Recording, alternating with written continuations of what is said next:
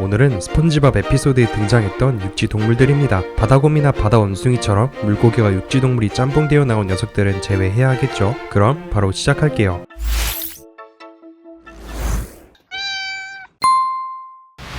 거의 이너맨과 조개소년 뺨칠만한 인기를 지녔고 바닷속에서 숨을 오래 참을 수 있는 육지동물이라며 시민들로부터 큰 환호를 받았던 고양이 케니. 스폰지밥 역시 케니의 열성 팬입니다. 한편 집게리아에 방문한 케니의 사인을 받기 위해서 돈까지 지불하며 들어오려는 시민들의 긴 줄이 케니의 엄청난 인기를 실감나게 하는데요. 그런데 상식적으로 생각해보아도 폐로 숨을 쉬는 육지동물이 물속에서 아무런 장비 없이 생활을 한다는 것은 말이 안 되죠. 숨을 참으며 바다에서 살 수 있다는 특별한 고양이로서 널리 유명해진 케니였지만 알고 보니 그는 몸속에 산소통을 숨긴 채 가지고 다니면서 위험할 때마다 산소를 들이마셨기에 물속에서 오랜 시간 버틸 수 있었습니다. 이러한 사실이 드러나자 케니는 슈퍼스타에서 단숨에 사기꾼으로 낙인 찍혀버렸으며 스폰지밥을 비롯한 많은 시민들을 실망시키고 화나게 만들었죠. 그저 평범한 고양이에 불과한 케니가 이런 사기 행각을 벌였던 이유는 무엇일까요? 케니의 말에 의하면 세상 모든 이들에게 희망과 행복을 주는 꿈을 가지고 있었는데 육지에서는 이루지 못했던 이 꿈을 이루기 위해서 바닷속으로 오게 되었다고 합니다. 비록 케니가 시민들을 속인 것은 사실이지만 모두에게 긍정적인 에너지를 주는 존재가 되고 싶다는 꿈을 가지고 있었던 것은 물론 자신의 잘못을 뉘우치면서 반성도 했던 나름 양심은 있는 고양이였다고 봅니다.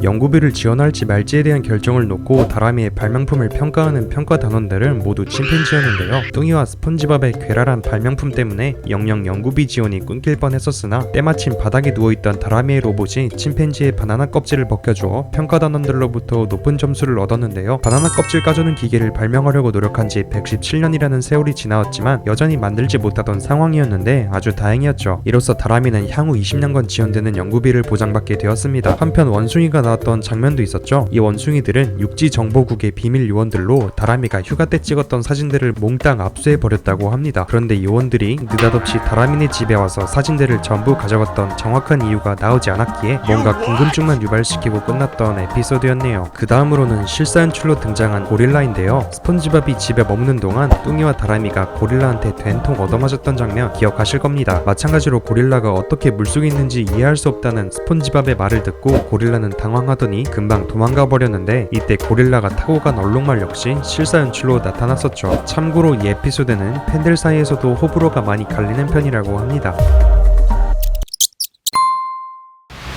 특이하게도 햄스터가 등장한 적이 있습니다. 비록 비키니시티 시민들한테는 그저 상상 속의 동물이지만요. 곰팡이가 피어버린 썩은 게살버거를 먹으면 환각 증세로 인하여 이 귀여운 햄스터 녀석을 만날 수 있는데요. 그의 이름은 커들먹 허그이며 스폰지밥에게 끈적한 애정과 사랑을 주어 둘은 단짝 친구가 되었습니다. 이후 환각버거를 다른 시민들에게도 나눠주어 모두가 커들먹 허그를 볼 수 있게 되었지만 갑자기 소름 끼치게 돌변한 햄스터 때문에 집게리아는 한바탕 소란이 벌어지게 되었죠. 마지막에는 스폰지밥이 커들먹 허그에게 환각 버거를 먹였더니 그의 진짜 귀여움을 볼 수 있었던 재미있는 상황이 펼쳐졌습니다. 뭐야? 짜증나.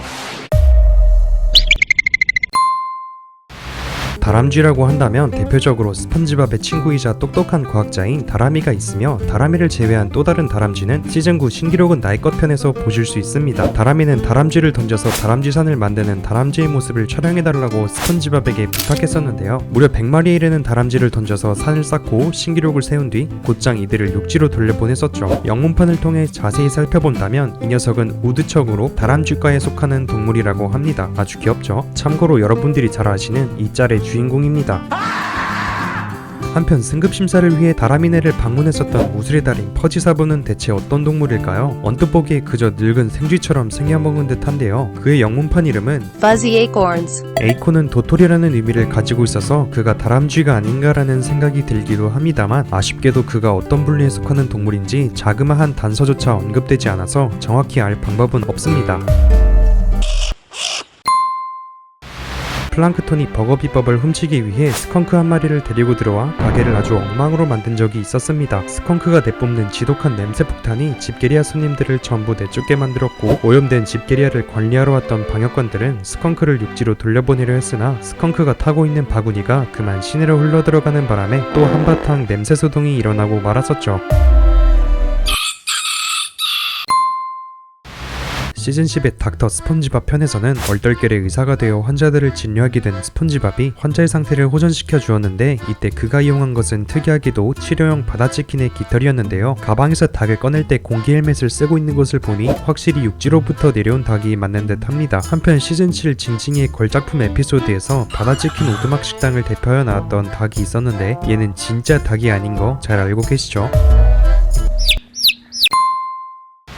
조지라는 이름을 가지고 있던 달걀을 기억하시나요? 뜨끈한 온도를 유지해주던 전구가 갑자기 고장나는 바람에 조지가 죽을지도 모르는 위험한 상황에 처했으나 스폰지밥과 뚱의 협동이 조지를 지켜냈고, 마지막에는 성공적인 부하까지 맞춰서 아주 귀여운 조지의 얼굴을 볼 수 있었습니다. 아, 뭐야? 끝난 거야?